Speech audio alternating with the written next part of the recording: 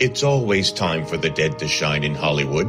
The legendary Dearly Departed Tours has stepped up their ghostly game by offering the Hollywood Ghosts and Legends Walking Tour. Dearly Departed has long been an orb of hope in the paranormal world, having been featured on television's Haunted History and Haunted Collector. Their terrible tales have been made infamous in Marla Brooks' The Ghosts of Hollywood books. The new Ghosts and Legends Tour is a 10-block, 70-minute dusk-time stroll down the boulevard of broken dreams. You'll be guided through the golden age of Hollywood and see where the unearthly Bela Lugosi, Lon Chaney, and the calamitous Black Dahlia are still said to linger. You'll see Hollywood's Gothic hotels, legendary theaters, and restaurants, never forgetting their permanent occupants. No stranger to investigations, Dearly Departed Tours has first-hand knowledge of some of these hauntings. For details of the Hollywood Ghosts and Legends Walking Tour, find Dearly Departed Tours on Facebook, dearlydepartedtours.com, or call 1-855-600-DEAD.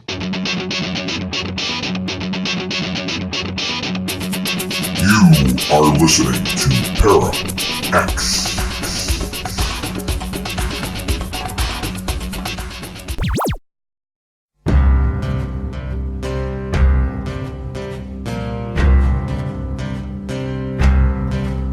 As you walk across the mall, feel the wind stir about you. A crescent moon in the sky, and she's there to guide you. And the pounding in your head is there to remind you. The spell's been cast, the spell's been cast. There's a feeling in the air,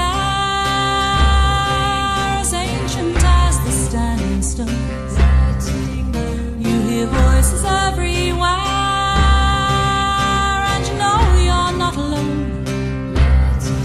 And you'll go to her in the night, for the magic has been spoken, and the claim's been made, the claim's been made. Each knot I make and then untie will stir the wind to fill the sky. Into my looking glass I spy, I see your face, it passes by. Light 9 candles in a row, cease to make your passion grow. 2 to lead you to my door, and 1 is for the power of the witch's hour. The witch's hour. The witch's hour. The witch's hour. When was this bargain made? Or did you dream it in your sleep? The lady's waiting there, and it's a promise you must keep. For the power that you sought for just one day in your life, she must be repaid, must be repaid. So you walk into her hall, and the shadows surround you. There's a sweet smell of her scent, and you feel her all around you. And then you taste her with your lips, and you know the witch has found you. And the time has come, the time has come. Fair am I when first you see, touch my spirit, set me free. In this state you'll come to me, the essence of this mystery. Now the dark one to behold, all the secrets will unfold. Reaching from the ages old, do you feel the power of the witch's hour? The witch's hour. The witch's hour. The witch's hour.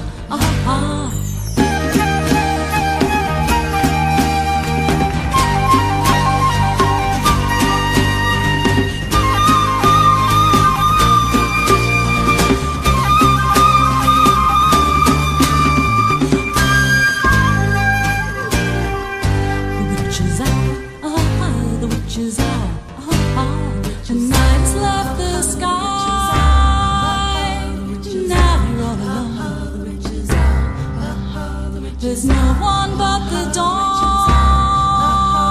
to escort you home, and the memory of that lady, oh, she lingers with you still.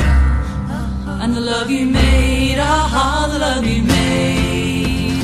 Each night I make and then untie, will stir the wind to fill the sky. To my looking glass I spy, see your face, it passes by. Like 9 candles in a row, 6 to make your passion grow, 2 to lead you to my door, and 1 is for the power. Fair am I when first you see, touch my spirit, set me free. In this state you'll come to me, the essence of this mystery. Now the dark one to behold, all the secrets will unfold, reaching from the ages old. Do you feel the power? The witch is out, the witch is out, the witch is out, the witch is out, the witch is out.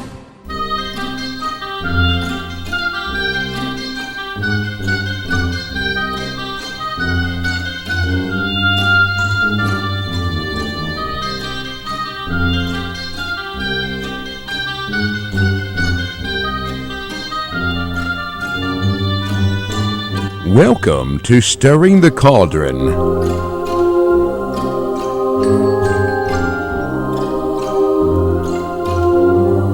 Now, here's your host, Marla Brooks. Merry meet, and welcome once again to Stirring the Cauldron here on the Para X Radio Network. We're going to explore the world of Ouija with author Karen Dahlman. Now, she is a highly experienced Ouijaologist, and she teaches others about the positive benefits of this as a means of expanding and deepening one's world and expressing within it in the most profound ways. And she's written a book called The Spirits of Ouija, 4 Decades of Communication. And she refers to the book as her Ouija Tell All because it reflects her 40-year odyssey spent communicating with her spirit friends from the great beyond. As always, questions from the chat room are very welcome. And so, Karen, welcome to the show. Thank you, Marla. It's great to be here. Hi, everybody.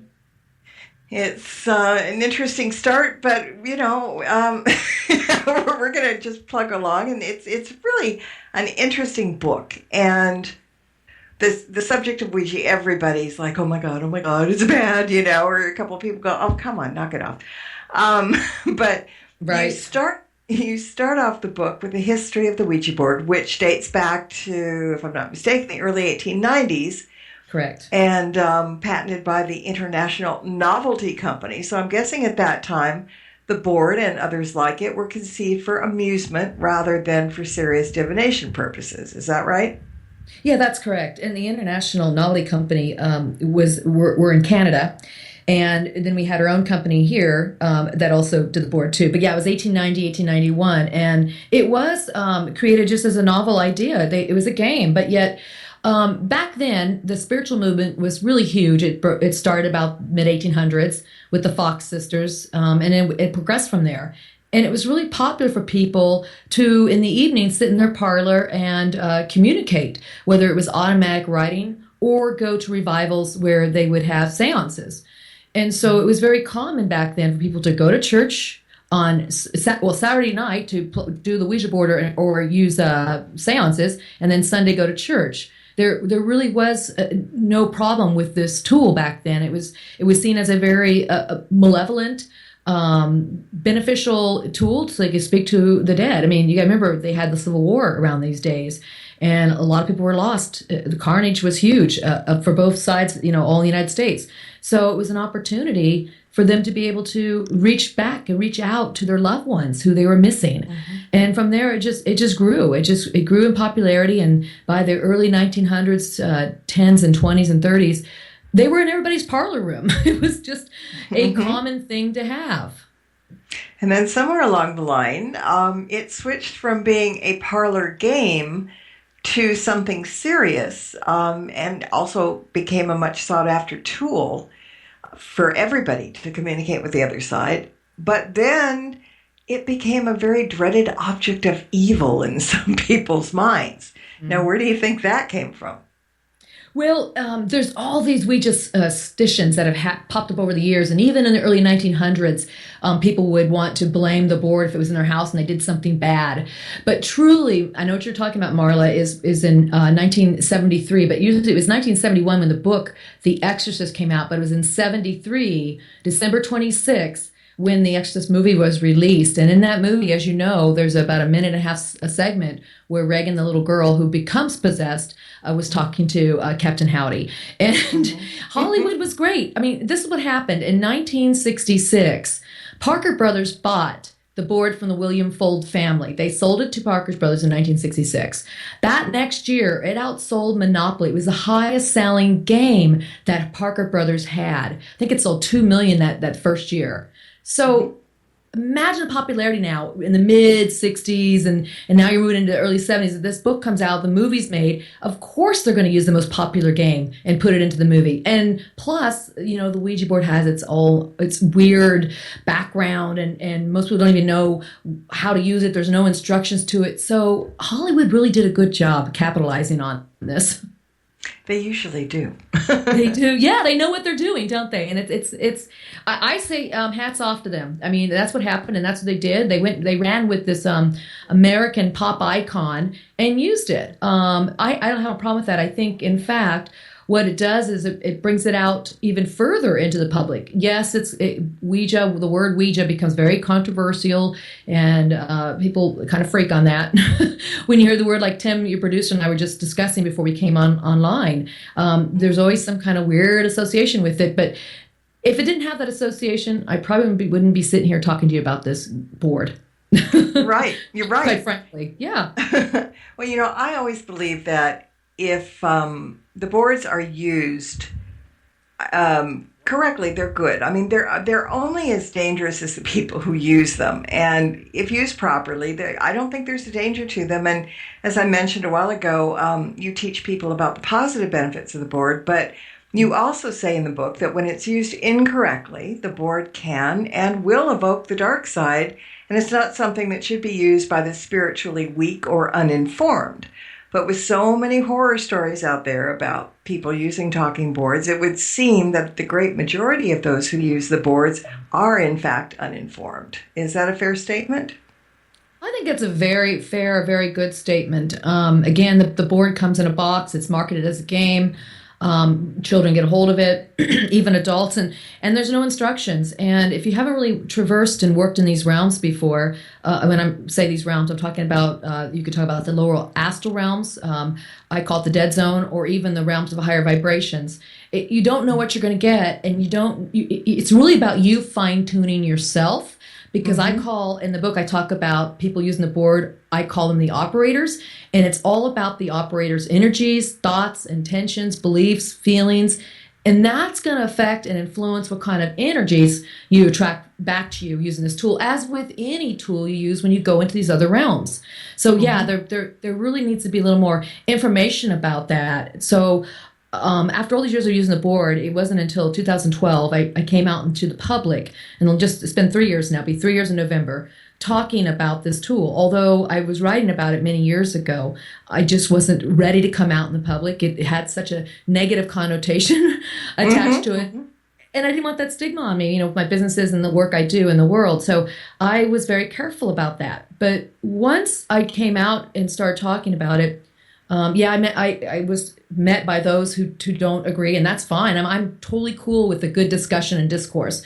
But then I was met with a lot of people who said, "Oh my gosh, I use the Ouija board too in the closet, and closet Ouija, and I've been wanting to come out, And they said, "Thank you for coming out." And so many people have been writing to me from around the world. I feel so blessed by this, reaching out to me and sharing their stories and asking me questions, and it's become just an incredible passion of mine to share this out here, because this tool, all it is a neutral device.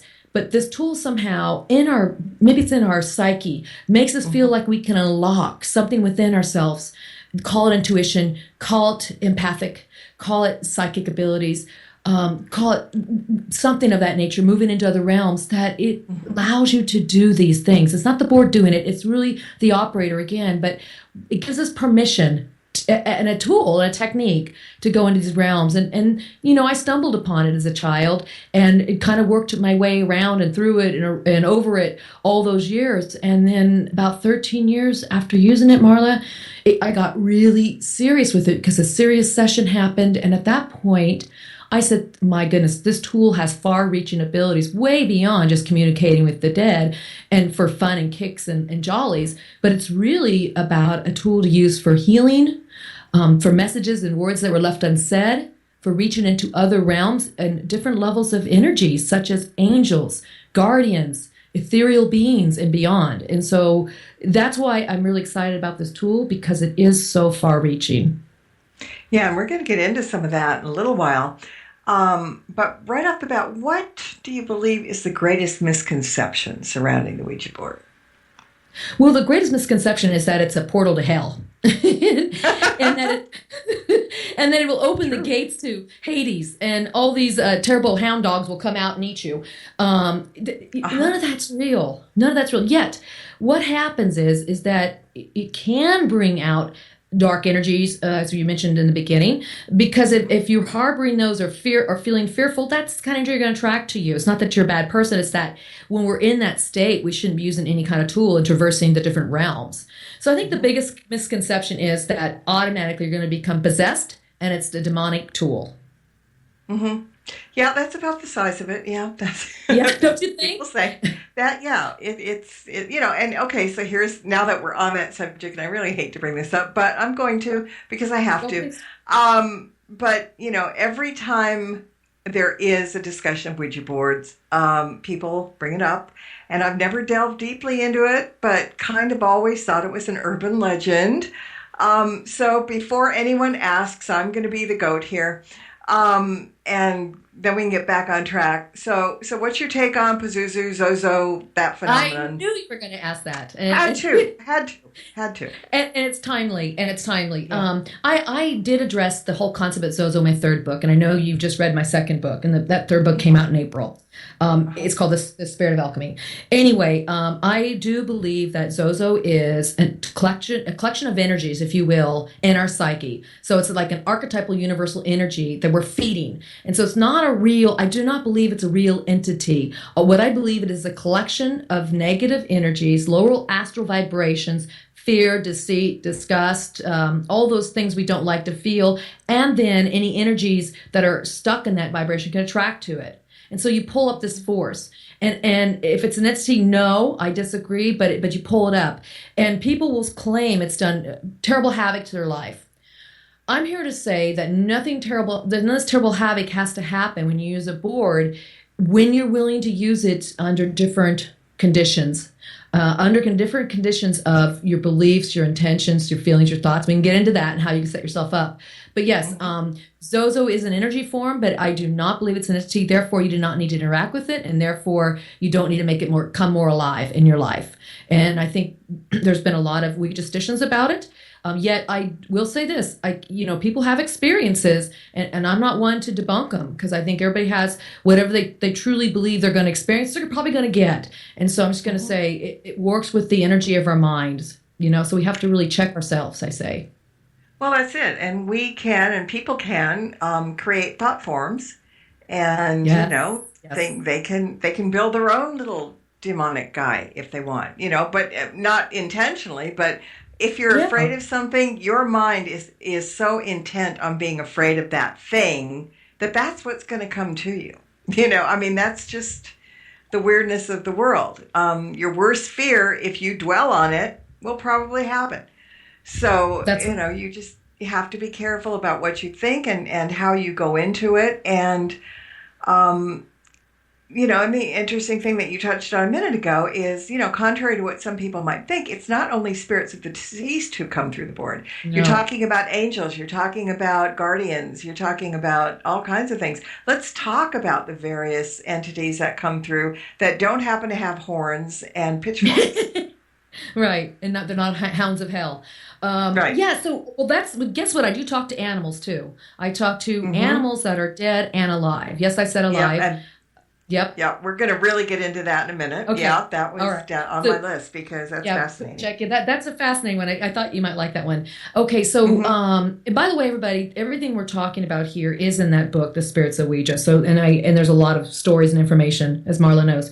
So I've learned over the years to progress from speaking with the deceased only to starting to speak to helpers and guardians and guides.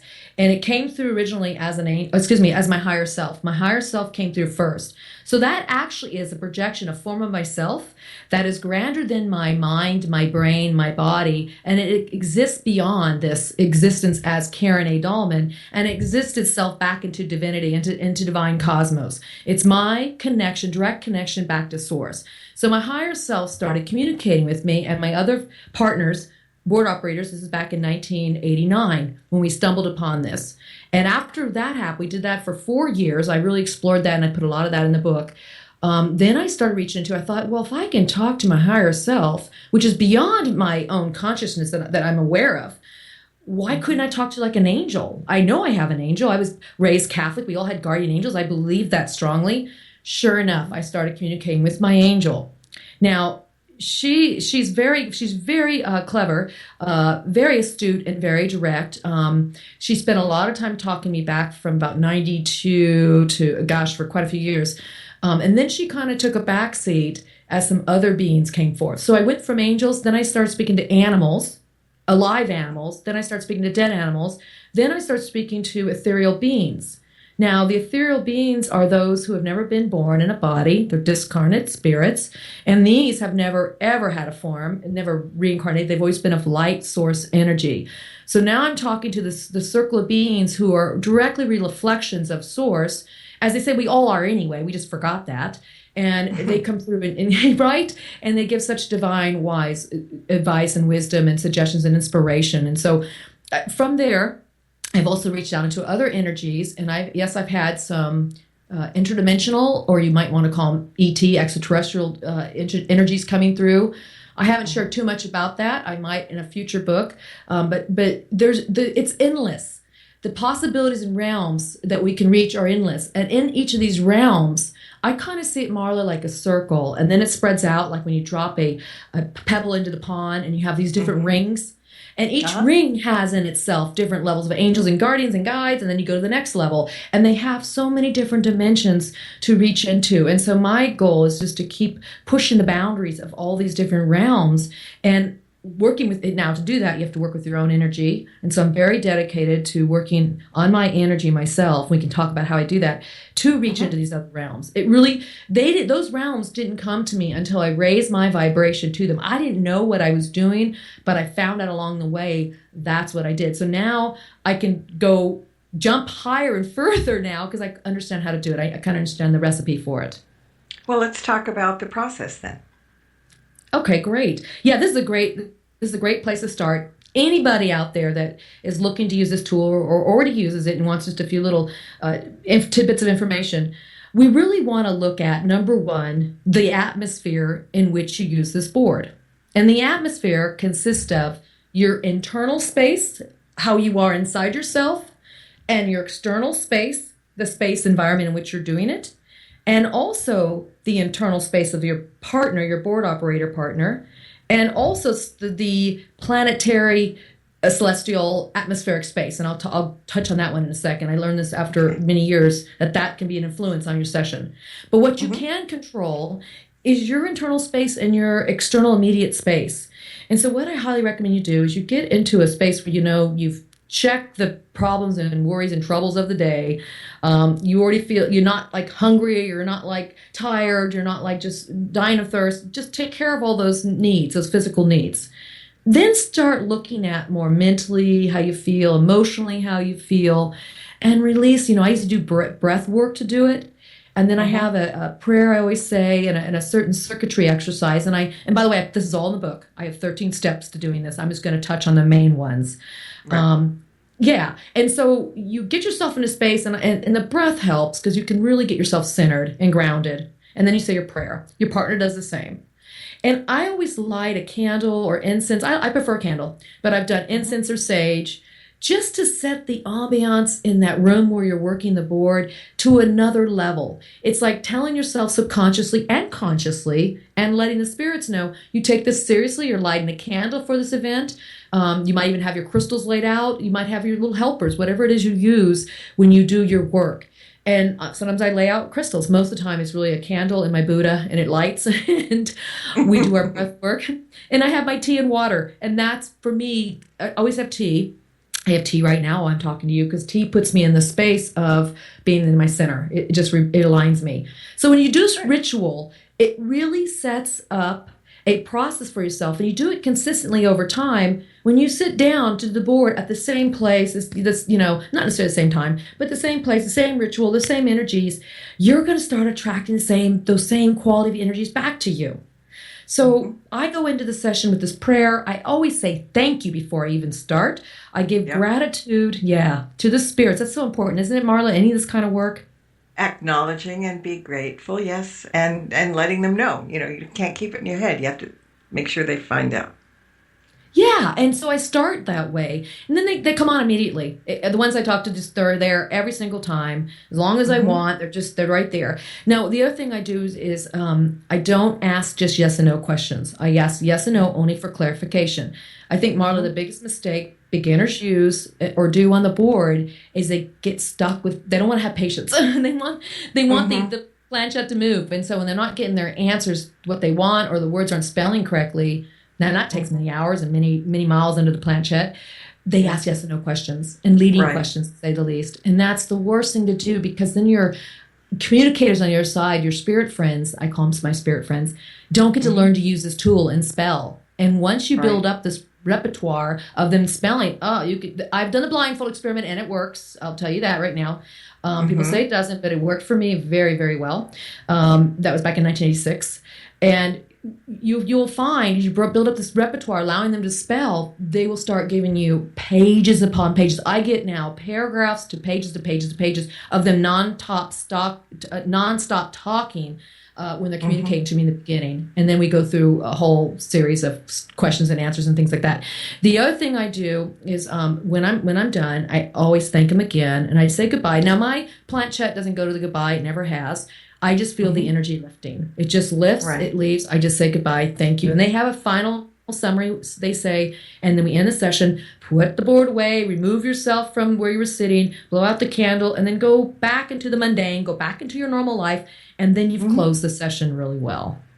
Exactly. Now, something came up as you were talking about spelling, because here's the other thing you hear all the time.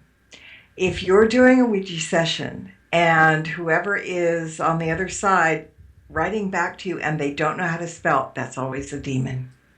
Have you heard that one? No, because in the beginning they all don't know how to spell. Well, you think some, yeah. Yeah, I had no. They'll come through, and it's hard. I mean, there's been a few occasions when a spirit is who died. I'm talking about now, a deceased person is so strong they come through and use the board right away and can spell. I've had that several times. That's a rarity. Typically, you sit down with somebody, it's going to be gibberish, and that's going to continue on until you build up your. It's not about so much them. It's about our connection, my partners and my connection, and how we can raise our energy to match theirs. Although you're human and now they're deceased, they're in a whole different vibrational dimension. And the vibrational dimension is at a different speed of ours. It's a higher speed of vibration, because it's hard for them to come back down to reach us. And so I find that their struggle is more for our struggle to get our energy. So if you're using the board with a new partner all the time, it's just hard to get that established. It's hard to get that connection that the spirits can start relying on. It's a frequency you're vibrating at when you do this work. They've often told me when they just stumble through. I'll have spirits sometimes when I'm on a session just stumble through. Nowadays I have bouncers that don't really allow that to happen. But if they come through and they want to talk to me, I'm always welcoming of spirits. But they will stumble through and say, I saw a light and I came to you and I found you, and what is this? And what are we doing? What's going on? And apparently a lot of them don't know they're dead. So Yeah, you don't know what you're going to get. And this is a tool that should be taken very seriously. I do. Yes, it is fun. Yes, it's novel. Yes, it's exciting. But it also, there's a reverence about it. And it's a sacred tool because you're sacred. Your energy work, your inner vibration is sacred. You want to protect your energy vibration, and you want to protect anybody in the room, in the house with you as you do this work. It's not that you're going to get negative things, but if you're being silly about it, I've seen and heard a lot of stories. Not that anybody in your chat room's doing that. I'm just saying other people, I've heard these stories where they're imbibing on mind-altering substances and playing games and joking around and asking stupid questions, and that's what you're going to get back. That is the level of frequency of the communication you're going to get. But yes, Marla, or no, Marla was going to say, when they do gibberish at the beginning, doesn't necessarily mean it's the demon. It just means they're having a hard time spelling. They're having a hard time using this tool. We've got to just clear up all the misconceptions, because that was honestly one of them. Now, the other thing, too, is attitude when you go in to do it, because when you're a kid, and this happened to me, we were using the Ouija board, a friend of mine, and I was kind of getting the giggles because at that point, I was always like scared. And when I got scared, I giggled then. And she kept saying, stop it, just stop being silly. And I just kept, yeah, okay, haha, what are you going to do? You're 11 years old, 12 years old. Well, at one point, there was a candle burning on the middle of the table. And it was in a very heavy holder. And all of a sudden, that candle moved across the table and dumped into my lap, lit. And so obviously, whoever was on the other end of this was not amused, and either was I at that point. I was like, oh, Jesus, I'm catching on fire now. So, you have to be respectful when you do any kind of divination, I think. Yeah, I think so too. For sure. And there's so much you brought up a great point, Marla. There really truly is so much about our mind we don't understand. I'm not talking about our brain. Well, our brain we use about 8%, but even our mind, our consciousness I'm talking about. And that's back to the higher self, and that's what's within us and without us, what's outside of us, even larger than ourselves. We don't quite even understand the afterlife. We don't understand it. We all get glimpses of it from our own perspective. We don't understand all the realms and dimensions. We just have faith, or we have our experiences, and and that's probably faith too. And we don't know a whole lot. And so when this candle ended up on her lap. Now, I'm going to put another proposition out there, a possibility. Yes, it could be another energy out there that's like, I'm not sure if I like this energy. It could also be telekinesis. We have the ability to do these things that we just forget. And my spirit guides are always reminding me and reminding us, and in my books I talk about it too. We just forgot. These are skills that we all have, so we don't know what all is going on here. And people often say to me, well, how do you know you're not just talking to a part of yourself? And I say, you know what? I don't know, but I'll tell you this. I think I am speaking to an aspect of myself because my higher self is connected back to source, as everybody here is higher self. Physics teaches that we're all interconnected. Quantum physics teaches that. We also, we all came from a source. A lot of people call that God. All that is some universal vision. We all came from that. So in a way, we all are connected. So therefore, I am connected to my angels, to these guardians, to the deceased, to you, to the people in the chat room, Caroline, Hitman, Ceiling Cat, Elm, Ouija. We're all connected on some level. So this is very esoteric, and this is kind of where I am with the board now. But I'm seeing the interconnectivity and the synchronicity of it all. So that gets pretty far out there. I know I'm going down a wormhole, but in a way, I do. People ask me a question, I can't just answer it by saying, no, they're separate from me. I think they come because there's a part of me that's asking them, that's embodying them, and that's an aspect of my energy that brings them. So we connect at an energetic level, so we are connected to. It's really a hard thing to wrap our minds around, and I'm working hard at doing that, and I try to explain it the best I can in my books. Yeah, well, there's no easy way to get into it. There's so many different aspects of it. Now, the other thing that people are warned about, and I don't know if this, is true or not, is about using the Ouija board alone rather than with a partner. People will tell you, don't do that because that's really dangerous. You get possessed or something. What's your take on that?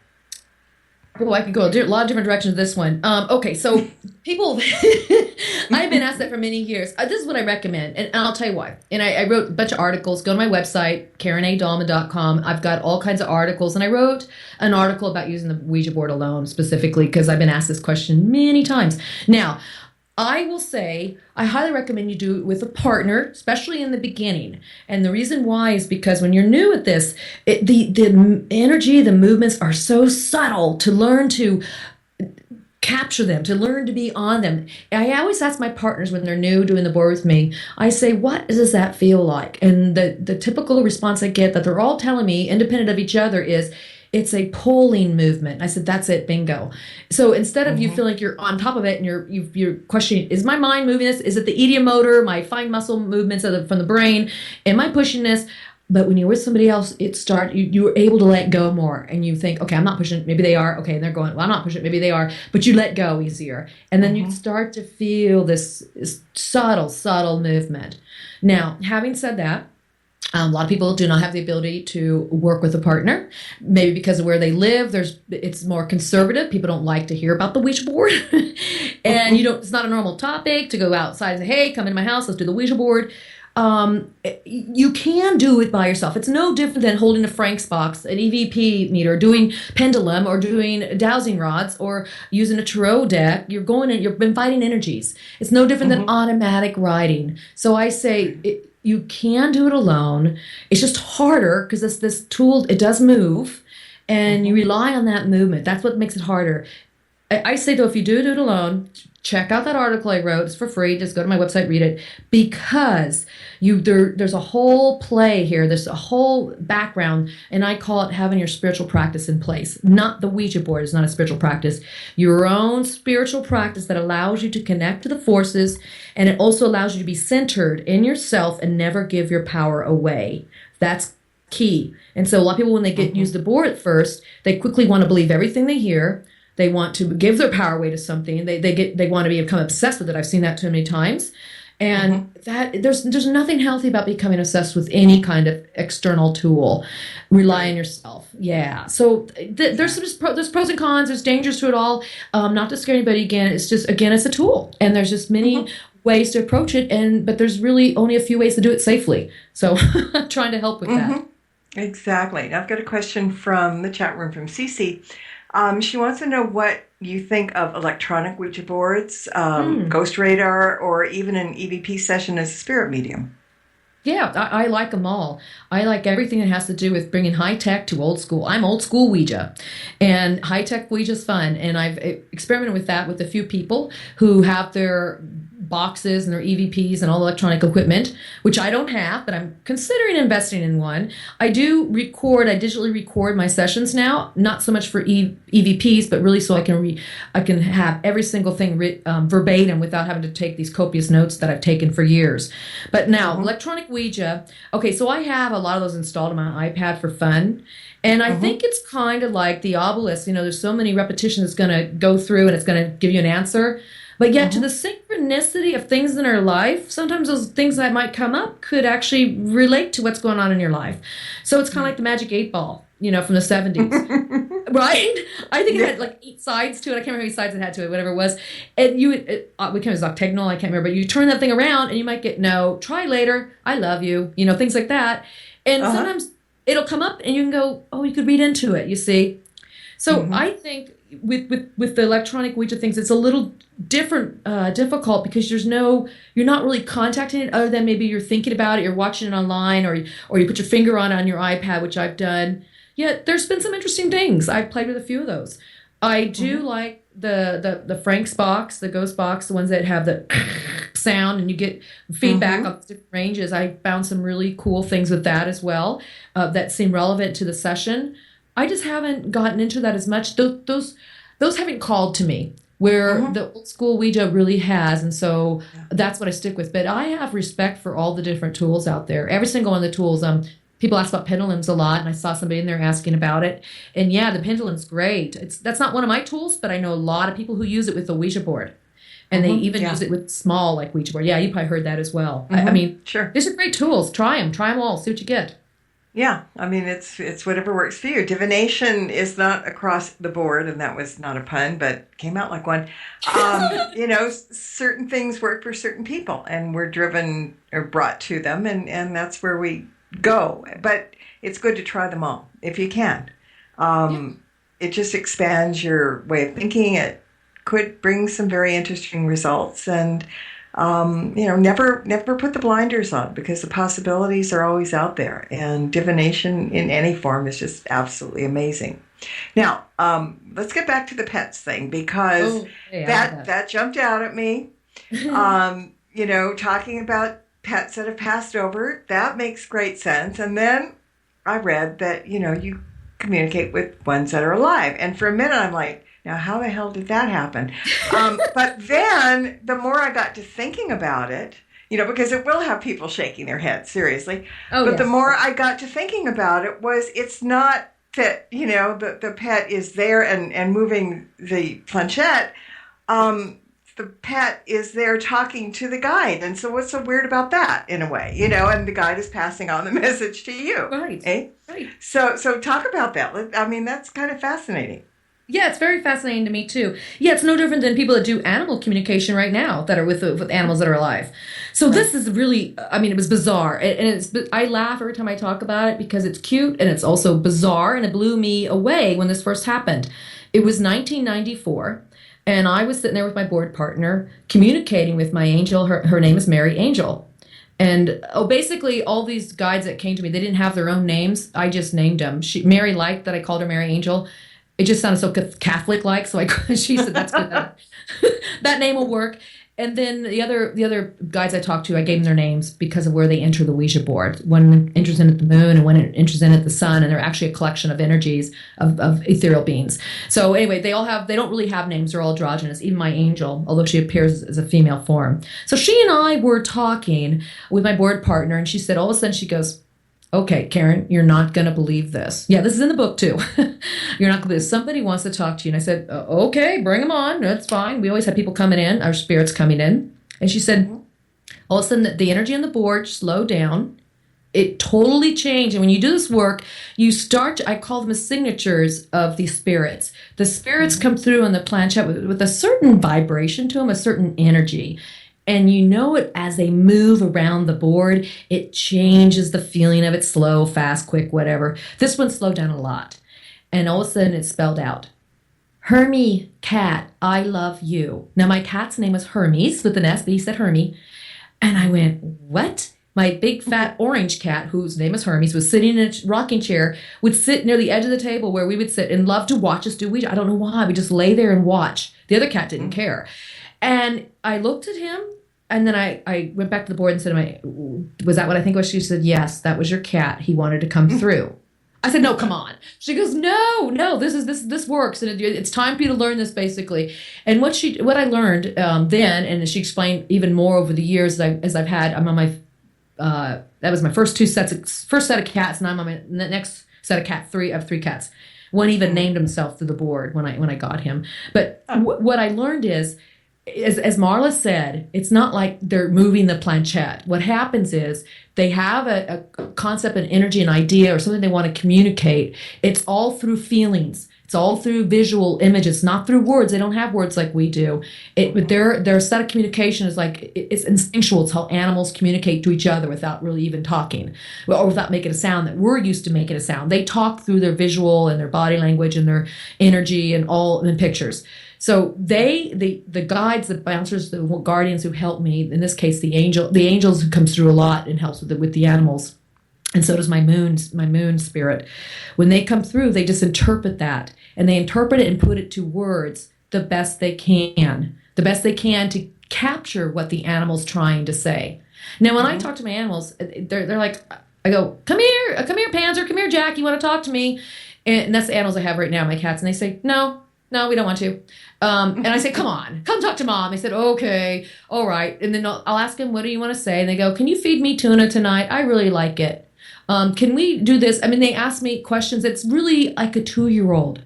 And it's just hysterical. And I would say probably every 2 to 3 sessions, I have to talk to one of my animals. And sometimes they just pop in and talk to me. and they say the funniest things, and I'm thinking, I couldn't even create this stuff they're saying. I couldn't. So cute. Well, you read that section on my cats. I did. And I had to chuckle, and then I had to shrink back a little bit because I would be really afraid to know what mine would say. I have, I don't even know how to explain him. Tim loves him because he's got a mean streak and he's kind of, whatever. But I just, sometimes you want to get into their head, and I thought, well, maybe I should try this with him. I don't know if I can do this or not. I don't know if I want to know, because that's how it gets. But it's a fascinating process. It really is. And, I think I don't, it's funny you're saying they're asking questions like two-year-olds. Well, I don't think that animals are of lesser intelligence than we are at all, but they just are not as complicated as we are. They can get a point across in 3 words or 3 visions that might take somebody 3 paragraphs to do. That's it. So, it's very simplistic. It's direct. Yeah. It's straightforward. You know what? I wouldn't be afraid to hear from animals. They are the givers and the lights of unconditional love. And they really are true teachers. And if I just go back, and it's all the messages I've had from over the years, and how unselfish they are, and how they are so much in the moment. I could write a whole book about learning everything I needed to learn from my cat, because it's true. And they're so appreciative. I have 2 cats that were greatly abused, one especially, and that's the 2 cats in the book you read, Marla. Mm-hmm. And just afraid of people and men, and he's really shifted. And he's shifted to the point that he wants to write a book with me through the Ouija board. I know it sounds crazy, but we've actually started working on it. And his story, like that. His story is very touching. It's very much a healing story. Although he says he's healed, there's nothing wrong with him. But I can hear all of his past in it. These animals don't hold on to their past. They don't hold on to the pains. They just move forward. It's really quite sweet. Although my cat Jack, who was so abused as a baby kitty, and he's been with me for like 8 years now, and I got him at the age of 3. He's still skittish around people because there's that fear inbred in him. Yet he doesn't acknowledge that. He just moved. He's happy to be here, and everything about him is very positive. So yeah, it's really amazing. The animals are so loving that I can't imagine any message from anybody's pet would be otherwise than that. Tim is probably sitting there chuckling now. He's seen some of it. But anyway, we'll move on. We'll move on for the moment. So when someone uses a Ouija board on a regular basis, can they expect to have some of the same guides or beings show up each and every time? Or do they kind of, come in and out? Well, this is what I've learned. You can have them that stay with you for a long time.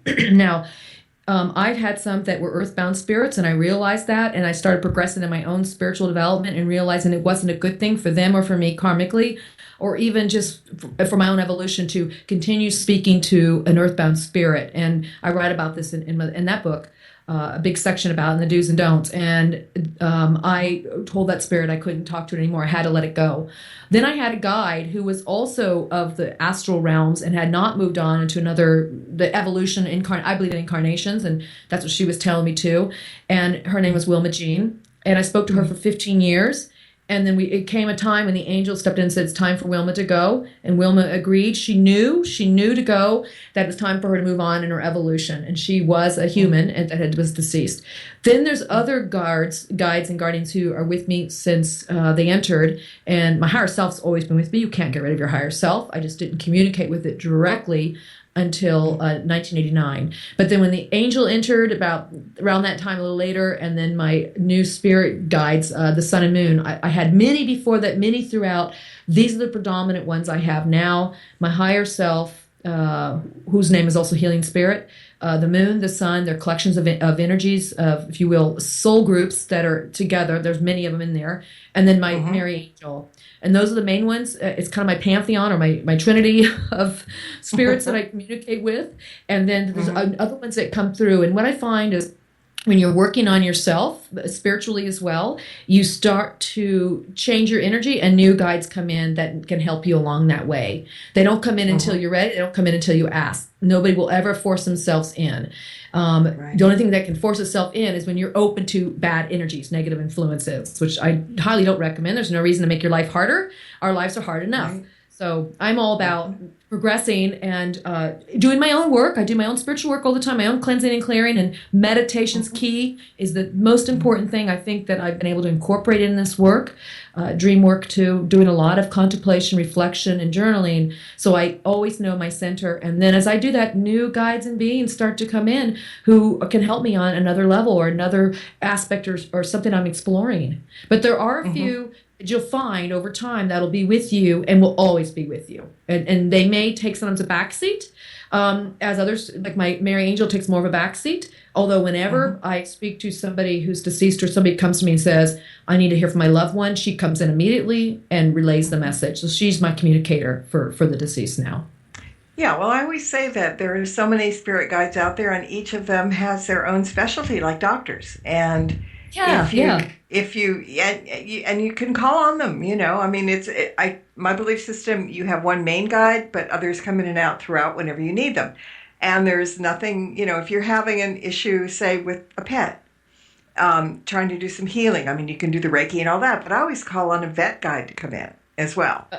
And, they don't think badly of it this is what they're there for. And they're all willing to help, but they need to know that you need the help. So, it's like going to a doctor. You start out with your GP, but you may need to go to a cardiologist, or you may need to go to OBGYN. So it's just a question of knowing that they're there. And even for the sessions, if you're doing a session on the board about something specific, well, call in the guide that knows most about that topic. Just say, hey, I need a guide who knows blah, blah, blah. And they may very well show up. Yeah. Yeah, excellent analogy. I like this whole thing about the doctors because it's true. There's so many specialists out there, and by the way, people say, "Well, do you get this message from this guy?" So people come to my session. Somebody wanted to ask about aliens and extraterrestrials, and these guys said, "Well, we only come here to speak to you about ancient wisdom and knowledge. There are other guides you can call upon for that."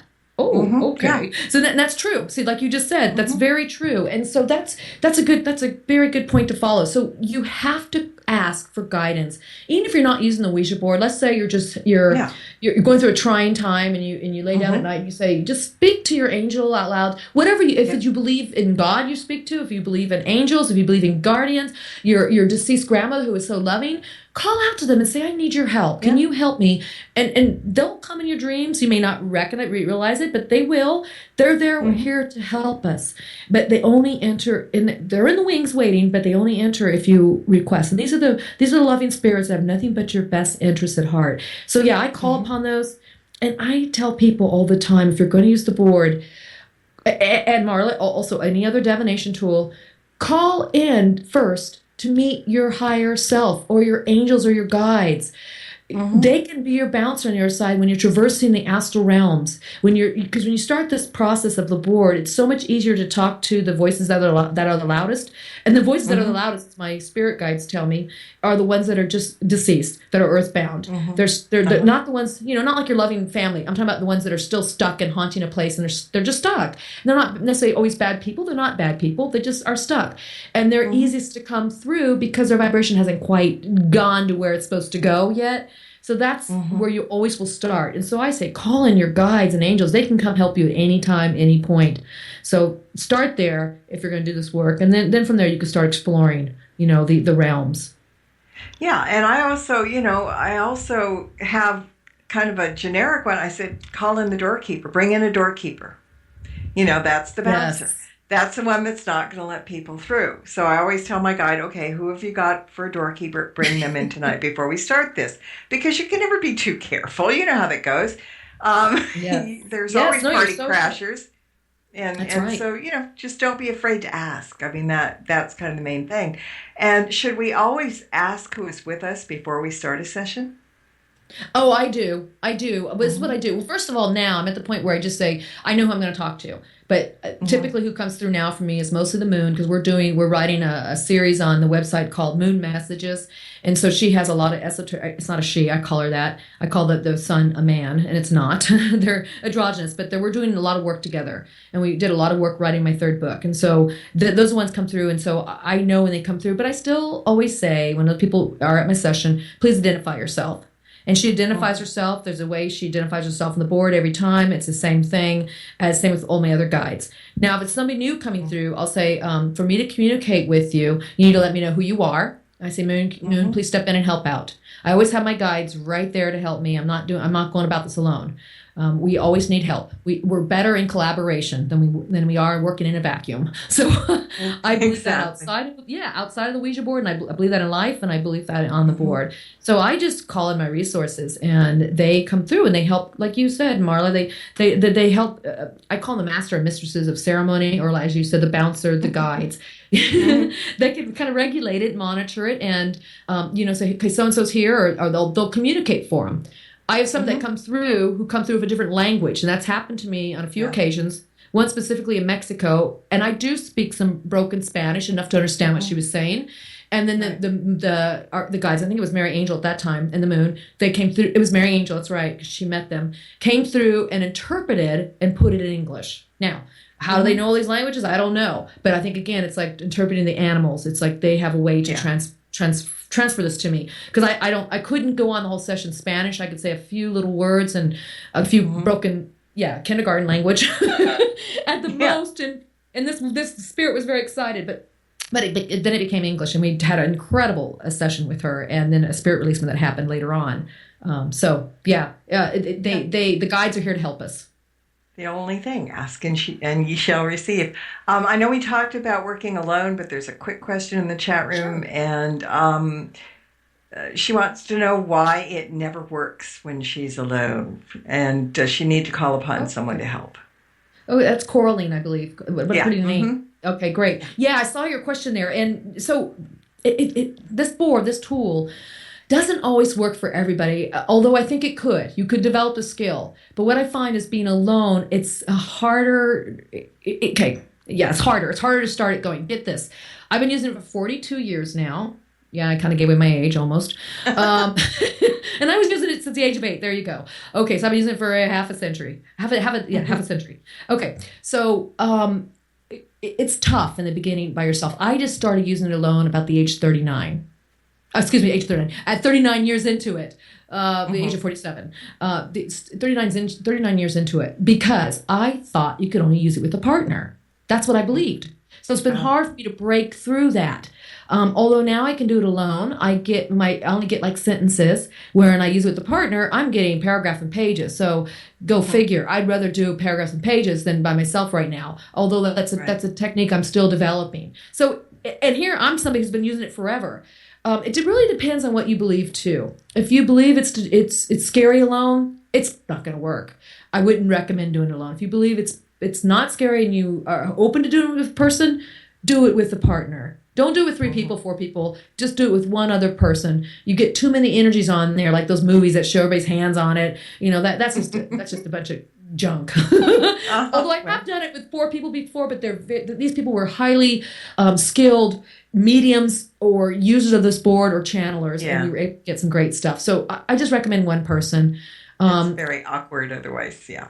It is awkward because there's too much energy, and it's, I don't know, although it can work, it's just too much. I just say there's no reason to make it into a group game like Monopoly, where 5 people have to play, make it into just you and a partner. But you can work alone. Do read that article about working solo. I wrote, and it's on my website under articles. Can you use the board alone? And read that. That'll help you a lot.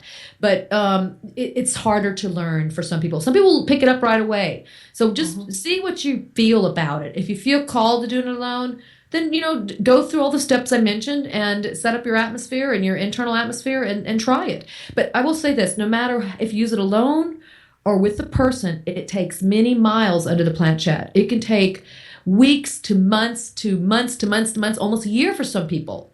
And I've had people that have been trying it for a long time and still can't get it to work. So there's a lot of things going on there, and unless I'm not with somebody in person, I can't really show maybe what they can maybe shift to make this a little better for them. But it's like any tool, learning to use any kind of tool, learning a skill, you always have to take a lot of practice with something to really become proficient at it. Exactly. Now, you've mentioned your website, and we've got like 2 minutes left. And so before we go, I want you to tell everybody where they can find you, where people can get the book, all that good stuff. Yeah. Well, great. Well, I must say thank you for having me on, Marla. It's been a delight. Love this forum. Everybody's been great in the room. So thank you to everybody in the chat room. It's so much fun. I wish I could answer all your questions. And yes, I do know Rosemary Allen Guiley, and she and I do the board together. I saw it in there. Yes. And we have great Ouija sessions, let me tell you. Okay, so you can find me at Karen A. Dahlman, DAHLMAN.com, or Creative Visions Publications, that's my publishing house.com. My books are there, my articles, I have a lot of articles. Go to the section called articles. I have articles in spirit, like spiritual help, helping yourself spiritually, developing your spiritual skills, well-being, articles on just, boosting your self-esteem, things of that. I used to be a psychotherapist, so I do it all. And then I also have articles on communicating with spirit called talking boards. And we have moon messages up there, which are all the messages I'm receiving from my collective energies called the moon. And they're all ancient wisdom to use in practical ways in today's world. So come to my website, visit me, join the newsletter, all kinds of fun stuff going on there. Past shows are on there. Marla's show will be on there, reposted once it's up, and come say hi. And you can also find my books on Amazon.com under my name. So thank you all again.